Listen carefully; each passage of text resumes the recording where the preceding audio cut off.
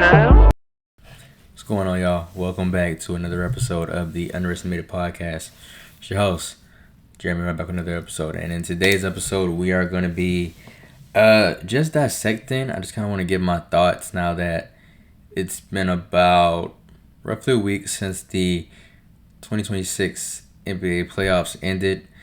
Congrats to the New York Knicks. They are the champions. They are the NBA champions of this season, and well deserved. I mean, I think it's obviously great and tremendous for the city. The parade was as expected. I mean, it looks like a bunch of little dots of people just all around because that's just how much people show up for that city. Obviously, I don't condone the violence that was displayed when you talk about Spurs fans just roaming around New York in their team gear, but you know that's just kind of the things you face when you're in a New York Knicks place of business. So, but yeah, so we're gonna dissect this. We're gonna do. I was gonna go by series, but I'll go by seeding. So we'll do East from 8-1, and then we'll do West from 8-1, and how I feel about every team now that we've reached this point of the offseason. So, hope y'all enjoyed this. Let's dive right into it. All right, so first we have the Orlando Magic, who finished the season with a record of 45-37 and finished 8th, obviously, in the Eastern Conference. Now, took a bit of a backseat to what they did last year. I still think, though, they're a pretty good team. Like, this is what I always say. Like, I literally said this yesterday to someone. We were talking basketball. This is the NBA, right? This is a league composed of the best players in the league. No team is a bad team. Some teams genuinely just need time. And I think the Magic are, to a certain degree, ahead of their time. Because when you have a core that is constructed around Jalen Suggs, Desmond Bain, Franz Wagner, Paulo Banchero, Wendell Carter Jr., like, that is a really good starting five, believe it or not. I think you have to sort of reel in a better bench, but I think, like I said, that happens with time. Because you got guys like Anthony Black, who's been proven to be a pretty solid player in the NBA. Tristan Da Silva, who I think can be really, really good down the line. Jett Howard, Mo Wagner, Jace Richardson, like he could be solid. Noah Penda, Goga Badatsi. You know, I don't really know about him, but I mean, this team is. I don't know if they'll be relevant for a long time as long as they continue to build around Paulo. I think Paulo has to get better, but they're sort of mirroring like that Jaylen Brown sort of Jason Tatum thing where you talk about two wings as like the cornerstone of your franchise. Now, do I think they'll ever get that championship like JB and JT did? I don't know. Not when you know. I mean, you kind of have. You sort of have everything you need in this starting lineup, right? You got Jalen Suggs, who can definitely. I mean, he's one of my guys in the league. Like Jalen Suggs is one of my guys, but I think he's definitely not producing offensively like we're used to him doing. So I mean, he has to step that part of his game up. But as a defender, man, he's an all defensive team type of defender. Desmond Bain, one of the best shooters in the NBA. Franz Wagner, who is just year by year getting an inch closer every year to being a complete NBA player. And then you got guys like Paulo Banchero, who, man, I think he's gonna be all NBA one day. He's already been an all-star. Like, he's like has amazing trajectory. And then Wendell Carter Jr., I think he's gonna be, I think for the rest of his career, he's going to be like middle of the pack, sort of big man. Um, Not really physical, pretty decent on the boards, not that great of a defender. So, I mean, I think you definitely work on completeness, better bench depth, and yeah, I mean, you talk about a team that lost in the first round to the Detroit Pistons, who were the number one seed, and you know, I can say the same for them. Like Detroit, nobody saw Detroit being the number one seed this season, but it happened. We didn't expect the Magic to have a season that they did last year when they went and gave the Cavs a run for their money, and it just didn't, that luck start to slow down as time went on. But yeah, but that's where I stand on the Magic. So. All right, next is the Philadelphia 76ers. Let's talk about it, man. So they were the 7th seed, and they actually, so in the first round, they came back from 3-1 against the Boston Celtics, who, dealt with a little bit of everything this season. One of your guys comes back a little bit earlier than expected from an Achilles injury, and then you got this other guy, All NBA, MVP candidate, carries your team basically to the playoffs, and then wasn't really able to finish the job, obviously. But yeah, it's we'll talk about Boston when we get there. But for Philly though, to come back from down 3-1. I guess a Boston team like that, regardless of whatever circumstances they were dealing with, is pretty impressive. So, yeah, and I mean, I'm actually a bit salty with Philly because at the time that I'm recording this, and especially when it'll be out, which would be Friday the 26th, the NBA draft started last night, and I don't know if I had the opportunity to express it in a previous episode, but the guy that I've been wanting the Golden State Warriors to draft for the past month was LeBaron Fallon Jr. And last night with the 11th pick, we took Yaxel Lindeborg, which I'm really, really hoping it pans out for the better. I mean, the dude's a winner. He just won a national championship. Was one of the best players in the country. Like, I think the dude can play. Dude can ball. I just was more specifically looking for someone who can run the offense once Steph Curry comes off the floor. And I thought LeBaron Fallon would have been perfect for him to do that. Because I have absolutely no faith in Brandon Podziemski. Even though the Warriors are like holding on to him for dear life. But anyway, I'm saying all that to say that LeBaron Fallon actually fell to, I believe, pick 22, and Philly took him. And I think it's great. I think it's a great fit. He's going to a guard room that consists of Tyrese Maxey, B.J. Edgecombe, Quinn Grimes, and then now him. So I think it's a great fit for him. I hope it doesn't pan out like how I did with Jared McCain, because as you know, Jared McCain was drafted before B.J., and now he's in OKC because they traded him for basically nothing. So they're happy with Fallon. But yeah, I think for him it'll be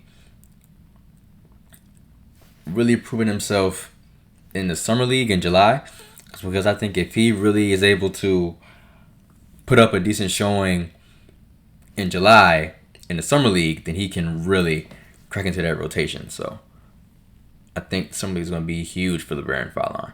But it's not about the draft. Actually the draft starts in like 10 minutes, second round. I'm not going to be tuned into it much. The Warriors have the 54th pick, so I'm hoping we get a guard there. I mean, it'll be a while before they get to 54, so I'm not going to really be super locked in for a minute on the second round of the draft. That's why I'm recording right now as we speak at like 7:30. So, it was 7:49 now. Anyway, yeah. So I mean, you got a team that has Maxey, Edgecombe, Kelly Oubre, Paul George, and Joel Embiid. That's a really solid starting five. I think with Paul George, you don't want him at your 4. Paul George needs to be played at the 3 or the 2. I think that is where he is the most productive. So yeah, maybe you go out and get another wing alongside Paul George. I mean, they got other forwards here. Like you got guys like Justin Edwards, who I think is actually more of a 3. Dominic Barlow, I believe, is the actual 4. Trent Watford, I think, is a. He may be more of a 3 than a 4. Jabari Walker, I think, is a 4. Janai Broom is absolutely a 4. So, yeah, I mean, you just gotta lock in on your bench. Yeah, I think, but I mean, if you have a bench unit that's starting with Phylon, Quentin Grimes, and then now Justin Edwards, yeah, I think that's pretty solid. You gotta, get 2 more pieces, bring them in, and then I think you got a solid 10-man rotation. So, yeah, I think Philly would be straight. But yeah, they hurt me with Phylon, bro. I really want to Phylon as a Warrior, but that's no disrespect at all to Yak. Like I hope he does great. I want to be great. It's my team. Like y'all see, I'm repping right now. Can't like to see that real well. Warriors, y'all know what it is. But like I thought Phylon was a better fit. But I mean, who am I? I'm just a senior college student who is not an NBA GM or executive. So maybe they know more than I do. I know ball, but maybe not as well as them, right? So yeah, that's all I got to say about Philly. I think they'll be back. I think if all pans out, if they go get another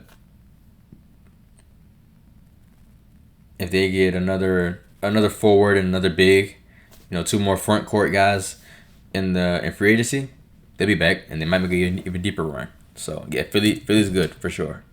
Philly's straight. All right, so now we're at the 6th seed in the Eastern Conference with the Atlanta Hawks. Atlanta Hawks finished the season with a record of 46-36, and they lost to the Knicks 4-2 after being up 2-0 in the series, and had a lot of people actually think that they were going to get the Knicks when they had them up 2-0. Me included, I thought they had a legit chance to upset the Knicks when they went up 2-0. But the Knicks went ballistic after that and obviously won 4 straight. And so with this team, they actually made their first move, one of the first offseason trades, and they got Aaron Wiggins. They got Aaron Wiggins from OKC for 2 second-round picks. I think it's a great deal. An all-out defender who probably could be all defensive one day, if not at least in consideration. I think that's a lot to bring in. You talk about someone like Dyson Daniels, who was my pick for DPOY a couple of years, like 2 seasons ago. And so you got those guys as your forwards, starting forward, backup forward. That's a pretty elite defense. So now you're looking at a 10-man that looks like, or maybe an 11-man rotation. That looks like C.J. McCollum, Nickeil Alexander-Walker, Dyson Daniels, Jalen Johnson, Onyeka Okongwu, Kingston Flemings, who they drafted last night with the 8th overall pick, Corey Kispert, Aaron Wiggins, Jonathan Kuminga, Jock Landale, and Zachary Risache. And they also drafted, actually, man, this lineup can get real. Because I didn't even mention Asa Newell. And then they drafted Zuby Ejiofor last night, dude from St. John's, who was, did he get I think it was either the Karl Malone or the Kareem Abdul-Jabbar award. Whichever award is awarded to the best center in college basketball, he got. So that's good when you get a guy like that. I think he was like the 20. He was toward like the bottom of the draft. It was like maybe 26, maybe. So that's a elite pick to get that low, So yeah, this lineup is actually pretty deep. They like 13 deep. 12, 13 deep. So that's awesome. Here's my thing though with this, looking at this, because the way I'm looking at it is I'm looking at the great thing about ESPN is when you look at teams on ESPN, you can see their depth chart, and that's how I'm looking at it. So I'm getting like a actual view of the roster as it is constructed today, right now. Here's my thing. Anyone who talks basketball with me before, who has talked basketball with me before, knows that I am very, very adamant when it comes to how positions are looked at in basketball, right? And it's not an easy argument for me to make as a Warriors fan when we started this whole positionless thing where we had the depth lineup that was 2 guards and 3 forwards. But the reason I'm bringing that up in this particular case is because CJ McCollum has been a point guard for the past, well, ever since CJ McCollum left Portland, he's been a point guard. Been played as a point guard. I'm here to break it to y'all. CJ McCollum is not a point guard. CJ McCollum is a 2 guard that has just been playing point guard. So, maybe there's a world where I would hope if you're Atlanta that if you don't get a for sure perennial point guard, maybe you let Kingston Flemings, if he proves that he's worthy of the spot, be your starting point guard. Move CJ down to the 2, his natural position, and then probably send like Nickeil Alexander-Walker to the bench as a 6-man. I don't think that's bad at all. Like, I don't think that's a bad move whatsoever. Now you have a starting lineup that looks like Kingston Flemings, CJ McCollum, Dyson Daniels, Jalen Johnson, Nadia Kongwu, and then Nickeil Alexander-Walker as your 6-man. Nothing wrong with that. Nickeil balled out this past season. And so, literally all you do there is take the guy that you drafted 8th overall, who usually, if you're drafted in the lottery, you're more than likely going to be a starter. Or at least you're drafted to be a starter. Or a key rotational piece. Let your 8th overall pick be your starting point guard. Move your veteran to his natural position that he's played 80% of his career. And then send your other guard, who was phenomenal last season, as your 6-man. Nothing wrong with that. So yeah, this team looks really good on paper. And Jalen Johnson, bro, I'm so proud of Jalen Johnson. Like any Duke player who goes to the league and dominates, like I'm always ecstatic for any of them. But I saw this in him like since he was in high school, really. Yeah. Yeah, I remember when we first was looking at him, because obviously he was like a top 5 player when he was in high school. He might have been number 1 for a while when we got him. But yeah, I remember we was like, all right, looking at him, okay, cool, that's kind of what we do. We get the top guys. It's a Duke thing. And then I'm looking at his high school tape, and I'm like, oh, yeah, we need to get him. Then I followed his Instagram, and I kept up with him for a while, and he ended up coming to Duke and wasn't really that good for us that year. I don't even know if we made the tournament that year, now that I think about it. I think we did, though. Because that was during the COVID era, which was not a good time for Duke basketball at that time. So I don't know if we made the tournament that year. I don't remember seeing him in the tournament, but I still knew that he had the intangibles to be a star. And then I saw he got drafted to Atlanta. At the time, we know they had Trae Young and everything. I was like, yeah, he's going to really show out there. And he's really taking over as the franchise guy. With Trae Young being on the Wizards now, he's the franchise guy. So I think the sky's the limit for Atlanta. You just got to, tweak a few things, but nothing that can't be done. So, yeah. All right, so now we're at number 5. The number 5 seed, Toronto Raptors, who finished the season 46-36, and in the playoffs lost to the Cleveland Cavaliers in a 7-game series. They took a really good Cavs team to a 7-game series. This team is a bit of a wild card to sort of dissect. I mean, you're talking about a team whose starting lineup consists of Emmanuel Quickly, Brandon Ingram, R.J. Barrett, Scotty Barnes, and Jakob Poeltl. That's pretty solid. Off the bench, you got guys like Jamal Shead, Jacoby Walter, Colin Murray Boyles. Got Mamu. So yeah, I mean, obviously Grady Dick. So I mean, I think, and they just drafted Allen Graves last night, dude from Santa Clara, who a really good shooter, can stretch the ball. I think he has a really like a slower jump shot. It takes him a little bit of time to get the ball off, but that can always be fixed. I mean, we've seen jump shots be tweaked in the NBA. Lonzo Ball, Mikal Bridges, so on and so forth. So I mean, they can tweak it in Toronto. But yeah, I think this team is good where it is. Emmanuel Quickly, I don't know if he's a point guard. The term that I hate is that's used nowadays when we describe guards, combo guard. Are you a point guard or are you a two guard? Let's distinguish the two and figure out whichever one you are, and let's keep it there. I don't know.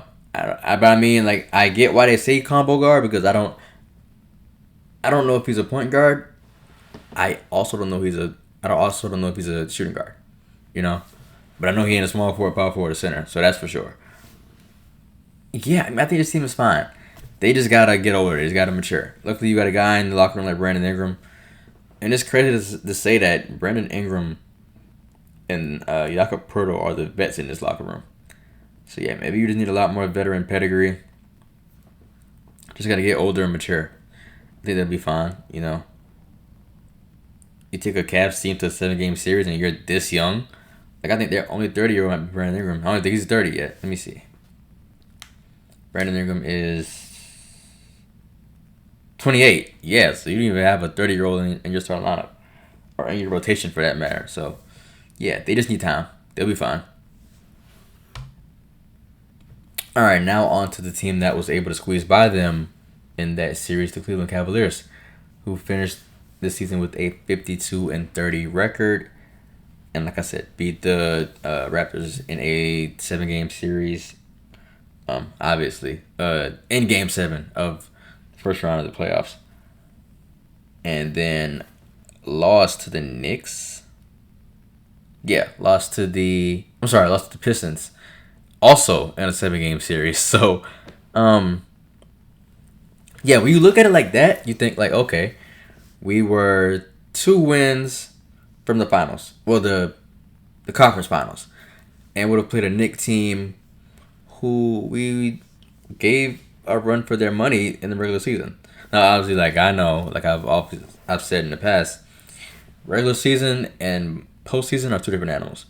But you look at this team, right? You got a starting lineup that consists of James Harden, Donovan Mitchell, Max Strus, Evan Mobley, and Jared Allen. And then a bench that consists of Dennis Schroeder, Sam Merrill, Jalen Tyson, Dean Wade, Keon Ellis, Tyrese Proctor got some burn. So, you know, another thing too, I think I've said this in the past. James Harden, that's not a point guard. Like, I'm not trying to like make this about positions here, but I'm just like saying my opinion when I'm like dissecting these teams as I was looking at their depth chart and stuff. Like, James Harden, I feel like is better as a 2 when he can actually have the ball in his hands and he's scoring. Because believe it or not, they tried it with Donovan Mitchell too. They tried Donovan Mitchell at point guard as well. Did not work out. And I mean, it hasn't really been the same with James either. But it looks like he's there to stay. I think he said he wants to sign a long-term deal with the Cavaliers. I mean, players say that all the time. We literally watched Kyrie do the same thing years ago with Boston, and he went right to Brooklyn. So, I mean, it happens. But I mean, you got guys, like I said, off the bench, like Dennis Schroeder, Sam Merrill, Jalen Tyson. That dude is nice. He didn't really have a good showing in the playoffs, but he's nice. Yeah, so I think you get a backup big, and if not in the draft, I don't know if they have a second round pick or not, but from what I'm seeing, they didn't have a first round pick. So, um, and maybe you get a backup big in the draft because I think there's still some guys left for sure. Um, because I mean, I'm not sold on Thomas Bryant, Naquan Tomlin, Dean Wade, Larry Nance Jr. is, you know what I'm saying, he's cooked. Um, yeah, I mean, and then there's Tyrese Proctor, who I think another Dookie. You know how we get down, man. Uh, who actually played pretty well this season. I'm proud of him. Didn't know how his game was going to adjust to the NBA, but it seemed to be adjusted pretty well. So yeah, I think you just gotta uh make a few moves to get um some backup front court guys and maybe another guard, maybe not. Um, but yeah, other than that, I think you'll still be competitive. You got another chance to make a deep run in the playoffs next year. So the main thing is keeping Donovan Mitchell. You keep Donovan Mitchell around, and I think you'll be all right. All right, now we're in the top three of the Eastern Conference, and at number three, the NBA champions, the New York Knicks. Do I really need to sit here and explain what's going on with the Knicks? Like, they just won the championship. You do exactly what you did again. You just try to go do it again.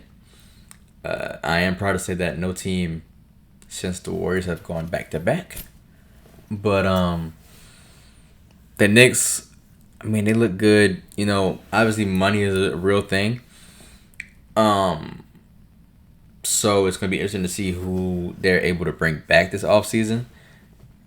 We can talk about guys like Mitch Robb and Jordan Clarkson and Landry Shamet.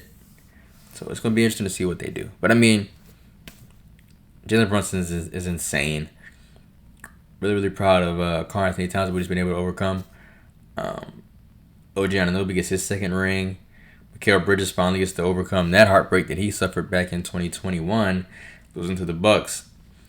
And then, also, shout out to Dylan Jones, who gets his second ring. And I was making a joke the other day that he might become the next Patrick McCaw, because I don't know if I remember or not. But I think it was in 3 consecutive seasons, but Patrick McCaw won 3 straight championships, I think, on 3 different teams. It was the Warriors. I think it was the Warriors, the Raptors, and the Bucks, maybe? I think that's how it went. But yeah, I said Dylan was doing the same thing. Cause last year he played for OKC, won it at OKC, got picked up by the Knicks this year, and won it with the Knicks this year. So congrats to him. South Carolina's own. I'm gonna rep my city. So, yeah, congrats, Dill. All right, so now we have the Boston Celtics. They were the second seed, finished the year with a 56-26 record.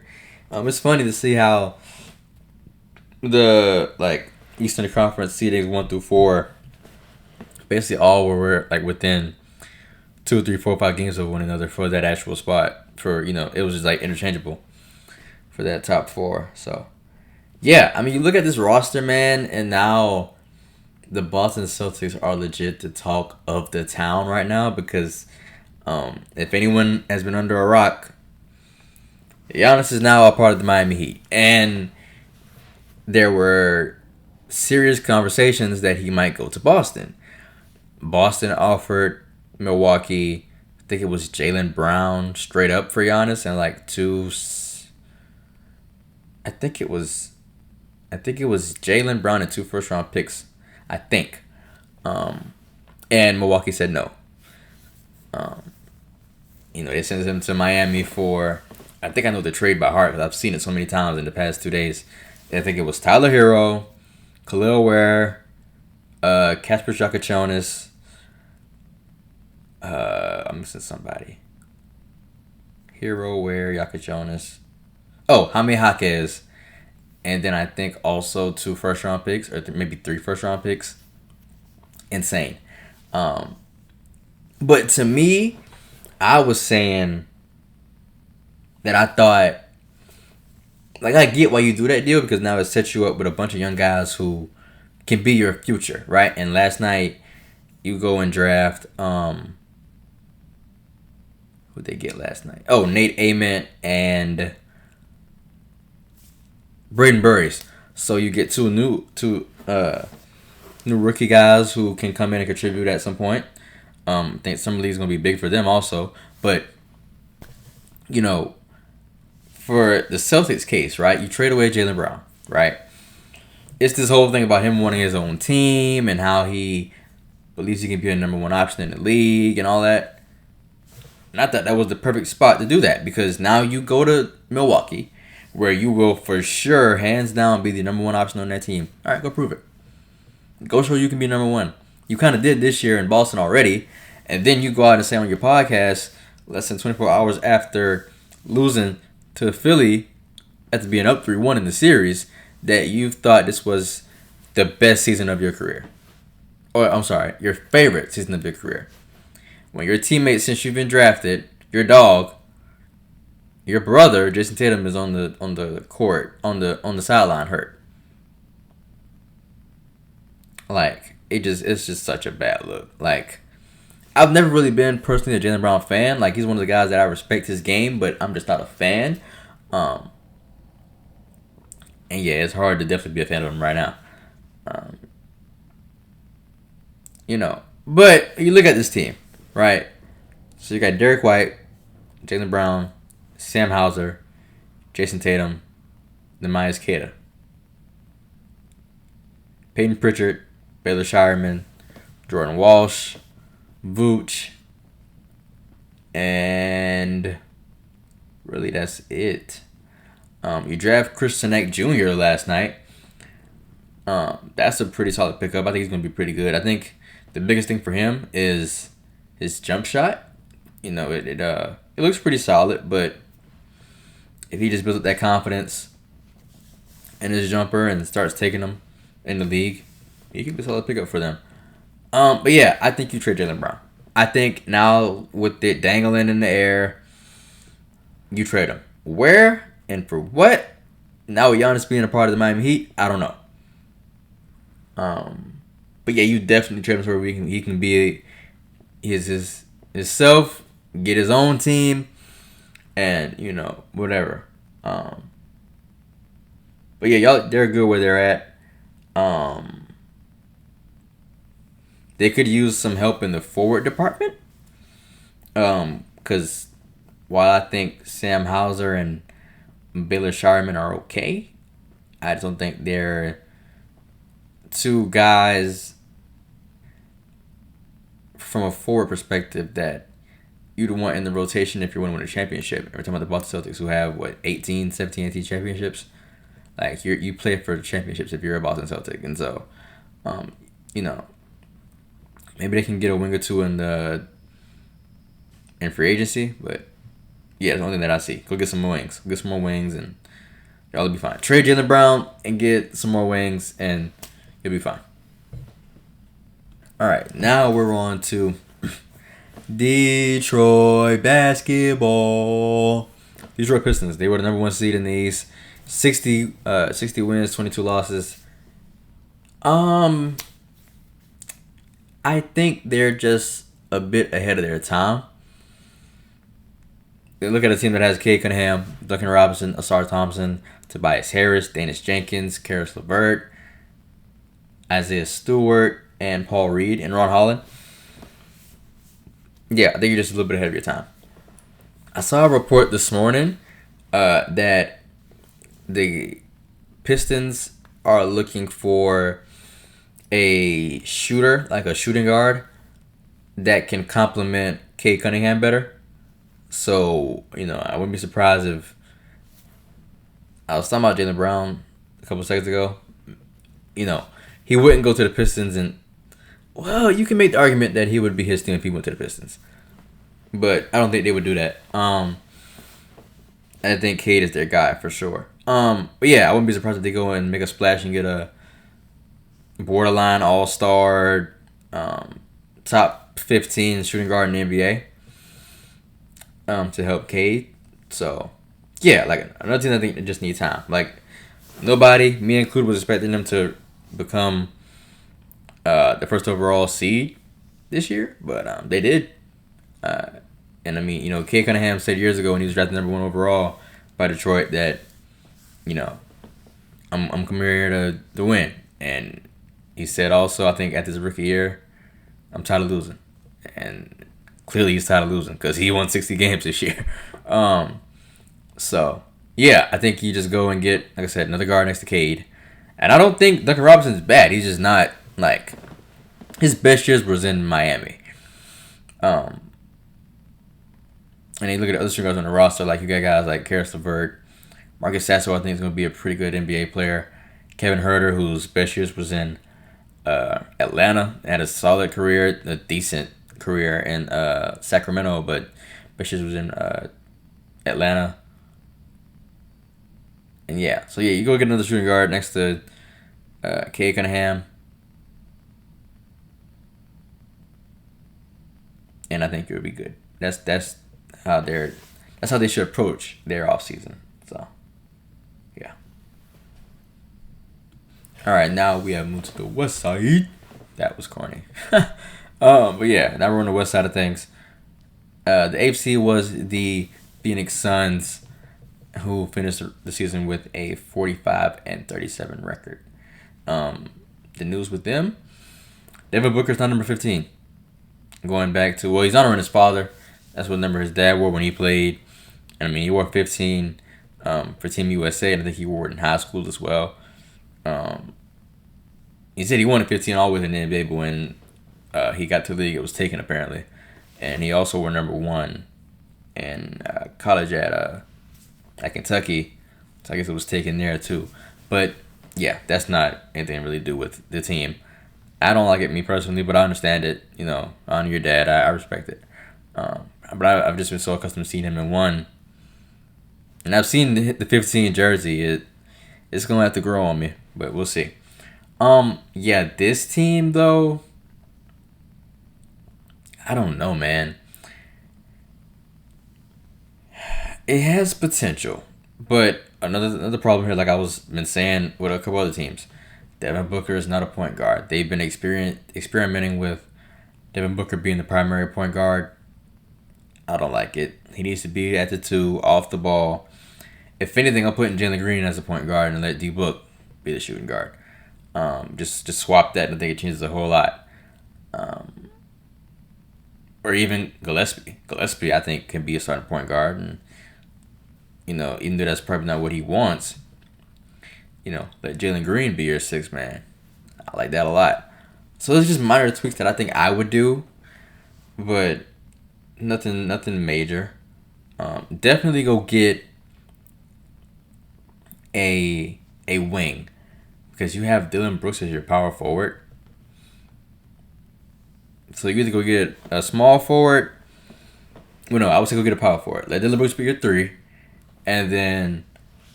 go get another guy to complement Mark Williams in the front court. So yeah, if I'm them, I'm getting a power forward. Now they drafted Cole Pete last night with the 28th pick. You also got guys here like Ryan Dunn, who can play some 4. Haywood Highsmith, Milo Watch, Iguodaro, Rasheer Fleming. So those are guys that can play the 4. But I mean, you got to find out which one of those guys can actually do that for you. But Dylan Brooks as your power forward, that's not a recipe for success. So yeah, get some front court help. If Phoenix will be fine. All right, so now we are on the 7th seed Portland Trailblazers, who finished the year with a 42-40 record. Really young team still, even when you have somebody who was 35 years old like Drew Holiday. Definitely a surprise to a lot of people this year. I was not having them on my bingo card as making the playoffs. But Tiago Splitter, props to him, NBA champion with the Spurs. he came in as their coach and really impacted them well when he took over. And now he's the new head coach of the Chicago Bulls. So that's interesting. Yeah, you got a rotation that consists of Scoot Henderson, Drew Holiday, Tumani Kamara, who I really like his game. Denny Avdia, who was, I believe, an All-Star this year. Donovan Clingan, who I think could be an all-defensive big. Got Shaden Sharp off your bench, crazy athletic, and just an all-around bucket. Matisse Thybulle, my guy. Jeremy Grant, and Robert Williams. So, looks like they haven't drafted yet. I don't know if they have a second round pick or not. But so I think you go and get maybe another guard and forward to kind of round out your bench unit, unless you do something where, because from what I'm seeing, Shaden Sharp is listed as their both backup point guard and shooting guard. So you go get, and I think I've seen Chris Murray put in some decent work on the floor. So maybe you move Thybulle, who I don't see how he dropped out of the league because he was playing, in my opinion, really well in Philly, especially during that playoff run where they were in the bubble. And that's where I became a fan of him at. And then, you let him be your backup too. Maybe you put Jeremy Grant in as your backup 3. Even though he's a bit older now. And then Chris Murray be your backup 4. I think that's not bad. Yeah, I think that looks pretty good. So yeah, I think you if you want, if that's not how you wanted to run things, you go get another guard, another forward in free agency. But yeah, man, this team is supposed to be reckoned with. And I mean, Dame comes back next year. Dame's gonna play for them next year. So now you got. Oh well, you know what? Yeah, I don't know what the whole deal is with Drew Holiday, and if he'll be back next year. But if he's back next year, then now you're looking at a team that's gonna be Dame, Drew Holiday, Tumani Kamara, Denny Avdia, Donovan Clingan. I mean, if Dame is at least 70% of what he once was, yeah. Now you got a backup unit that's Scoot Henderson, Shaden Sharp. Okay, yeah, Scoot Henderson, Shaden Sharp, Matisse Thybulle, Jeremy Grant, Robert Williams III, and then like Chris Murray. Yeah, that's solid. I think when he actually is able to get some PT, Young Hongson, I hope I said that right, Young Hongson, who they drafted years ago, I think he has a chance to be sneaky pretty good. So, yeah. Alright, so now we're on to the 6th seed Minnesota Timberwolves, who lost in the first round. No, they won. They won in the first round, upset the 3 seed Nuggets 4-2, and then lost to the Spurs 4-2 the next round. But obviously, I know Ant Edwards was kind of hobbled this postseason, and then guys like Dante DiVincenzo got injured, so their team wasn't at full strength for most of the playoffs. Really, at the start of the playoffs, they weren't at full strength. But they also did a crazy thing in the past couple of days. They traded Julius Randle to the Brooklyn Nets, a part of a 3-team deal, where they sent him to Brooklyn. Nick Claxton was sent to Chicago, and I think somebody got. Well, the Timberwolves didn't really get anything in that deal, actually. I think they also sent 2 second-round picks to Brooklyn. But, yeah. So now you have a team that looks like Ayo Dosunmu, who they just paid, who just got his bag. Ayo Dosunmu, Anthony Edwards, Jaden McDaniels, Naz Reid, Rudy Gobert, and then a bench unit that consists of Mike Conley, Bones Holland, Terry Shannon Jr., Kyle Anderson. Yeah, so I think you definitely go get 2 wings.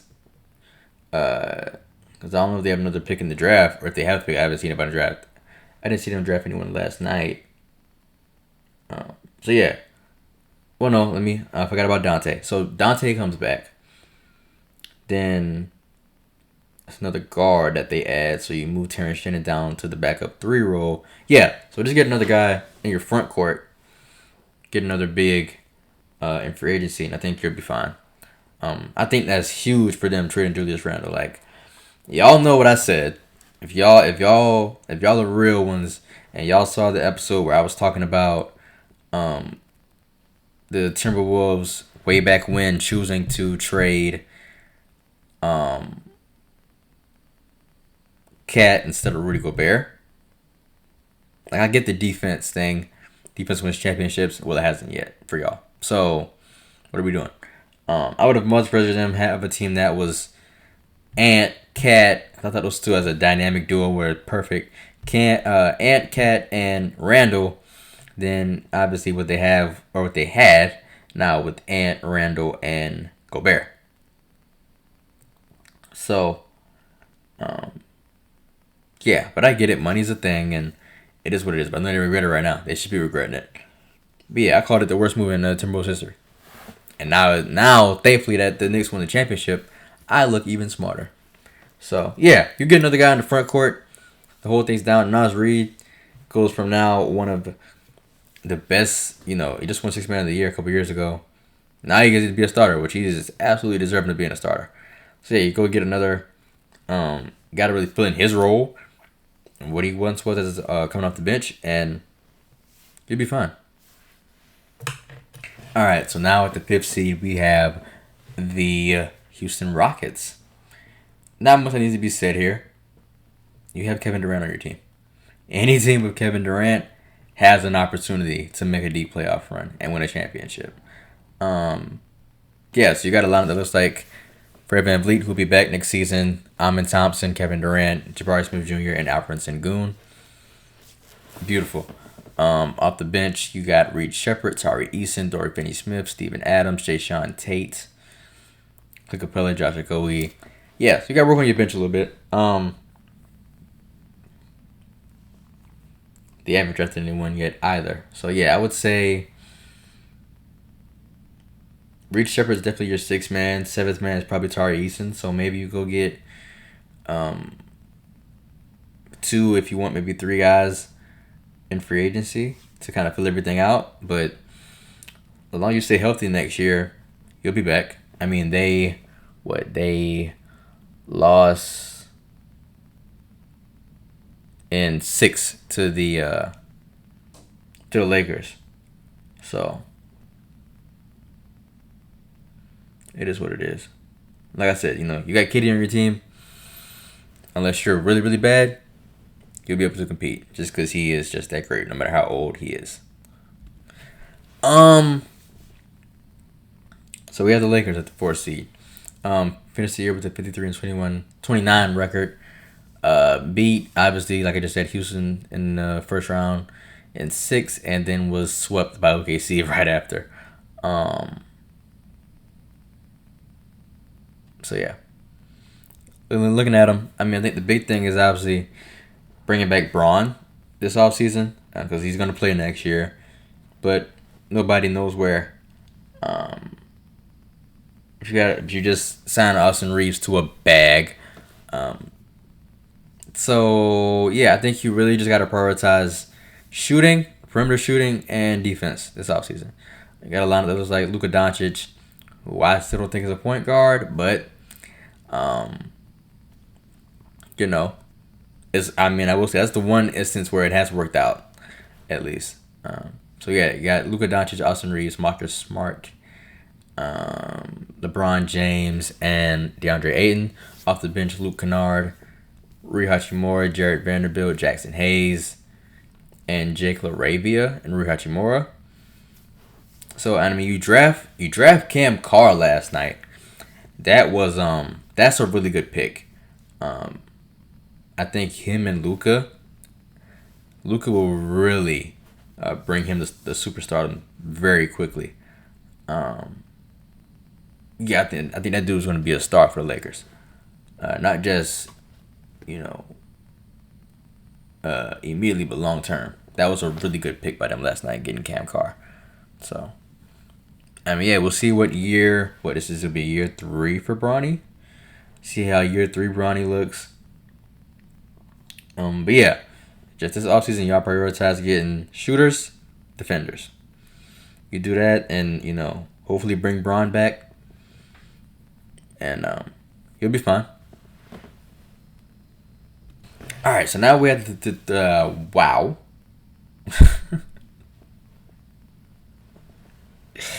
Spread talking fast gets me in a pickle. Now we have the 3 seed Denver Nuggets, who lost to the Lakers in the first round in 6. Surprisingly, finished the year 54-28. I mean, this team looks really good on paper, right? You got a team that looks like Jamal Murray, Christian Brown, Cameron Johnson, Aaron Gordon, Nikola Jokic, and then off the bench, Bruce Brown, Tim Hardaway Jr., Peyton Watson, Aaron Gordon. Oh, not off the bench, Aaron Gordon. But again, listed as the backup center. So, yeah, like Julian Strawther, Tyus Jones. So I think if I'm them, their backup 5 should be Tyus Jones, maybe Bruce Brown, Tim Hardaway, Julian Strawther, and Valanciunas. I didn't even notice his name right there. Yeah, that's okay. Definitely could be better. And Zeke Naji is a dude who I think they should probably go ahead and trade.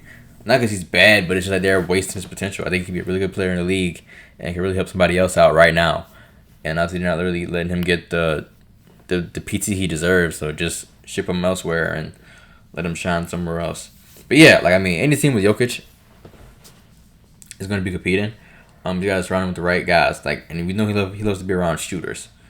So you just put more shooting around him. And you got shooters on this team. Jamal Murray, Christian Brown, Cam Johnson, Aaron Gordon, Tim Hardaway Jr., Julian Strawther, Tyus Jones, all can shoot the 3 ball. So, yeah, I think you probably go get...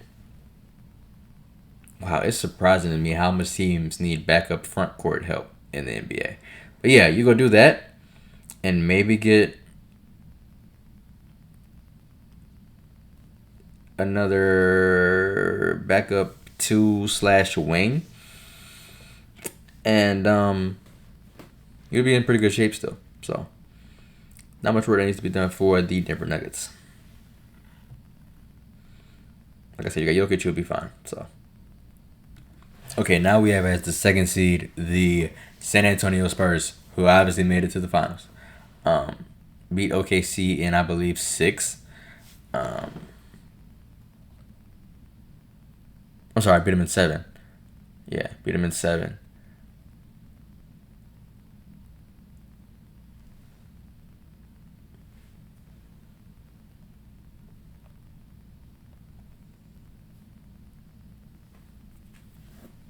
I think their offseason is pretty simple. You don't got to do too much.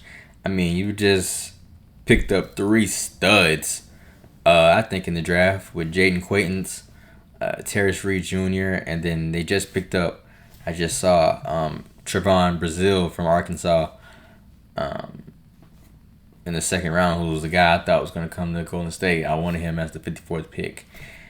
Now, the 3 guys that I wanted was coming into round 2. Malik Thomas, Emmanuel Sharp, and Trevon Brazile. And now 2 of those guys have already gone. So hopefully Emmanuel Sharp part of the 54. If not, I have absolutely no idea what we're going to do. So, yeah. But I think the main goal for them in the draft was to get a forward, a 4-man who can kind of help Wemby down low, because their starting 4 was Julian Champagnie. Julian Champagnie is actually a shooting guard, to be honest with you. And with De'Aaron Fox, let's talk about it. Played horrible in the finals. You had 2 options going for it. Either you trade him or you bench him. I don't think you bench him. You should have in the finals for Dylan Harper, because Dylan Harper was going absolutely insane. But obviously you don't want to throw your young guy out there as opposed to your vet. And I'm sorry, no offense to D Fox, but if De'Aaron Fox is your vet in your locker room, that's just not anything to be happy about. I mean, obviously you had like Harrison Barnes who was getting some PT, and Luke Cornett, but like, nah. So yeah, I think if your starting lineup next year is Dylan Harper, Stephon Castle, Devin Vassell, Champagnie, and Wemby, you're good. I don't know what you trade De'Aaron. I mean, maybe you trade De'Aaron for that 4-man. Maybe you go get a guy like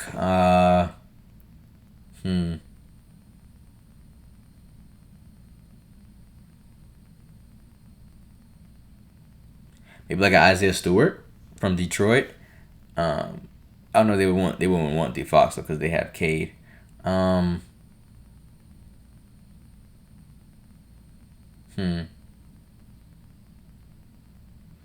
Maybe like a Tari Eason from Houston.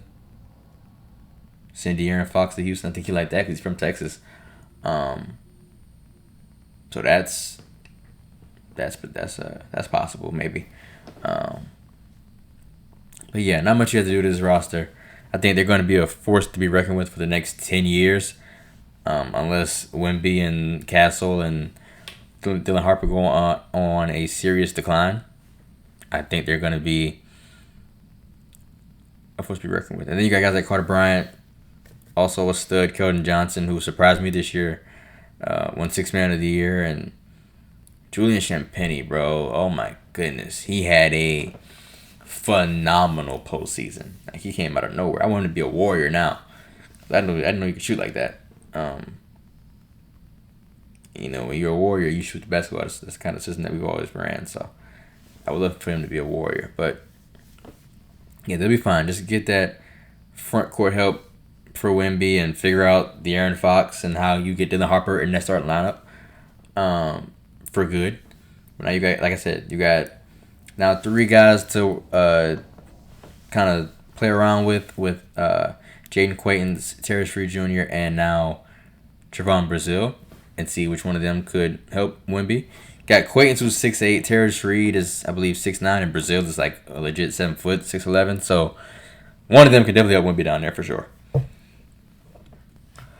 right, now last but not least, the team that was the best in all of the NBA record-wise, the Oklahoma City Thunder, who finished the year with a record of 64-18 and lost in 7 to San Antonio Spurs in the Western Conference Finals, and obviously the defending champs. Well, not the defending champs, but the previous champs from last year. Yeah. So you look at this roster. Y'all need to do absolutely nothing. I have nothing to say. Like, y'all just, it's going to be interesting to see what they do in this offseason, trying to keep Isaiah Hartenstein. I think Hartenstein, Caruso, and I think Lou Dort are their free agents coming up. So it's going to be interesting to see how they work that out, if they can bring them back. And Shea's another one of those guys. Shea is another one of those guys who I thought, was actually more like a two-man, a two-guard. But he's worked out as a point guard. He won a championship at point guard. So you keep that going. Shea, Lou Dort, J-Dub, Chet, iHeart, AJ, Jared McCain, Cason Wallace, Caruso, Jalen Williams. Caruso listed as their backup power forward. That's a problem. But other than that, like, they look fine. You drafted Dave Mora last night, who was looked at as now the Wemby stopper. I don't know about that, but because clearly the Wemby stopper this season was Karl-Anthony Towns. If you watch the playoffs, but we'll see. I think it's definitely a good pick for them for sure. That's what makes them so dangerous. They're going to be contending, making deep playoff runs, and they also get top picks every year. So they're going to be dangerous for years to come. But yeah, you get your rotational guys back, and you'll be right back in the mix next year. So yeah, but yeah, I'm been this right at an hour, so that's pretty cool. I haven't done an hour-long episode in a very long time, so I'm pretty happy about that, and I hope you guys enjoy. So yeah, I'm gonna get to go editing it so it can come out Friday for y'all. If you haven't, the Olivia Mouse episode came out today, so go tune into that. And obviously, what came out Monday? Conor McGregor came out on Monday. The Notorious is back. So if you haven't seen those, go tune in, like, comment, share, and subscribe. And always remember, don't underestimate. Appreciate y'all. Love y'all. Go on.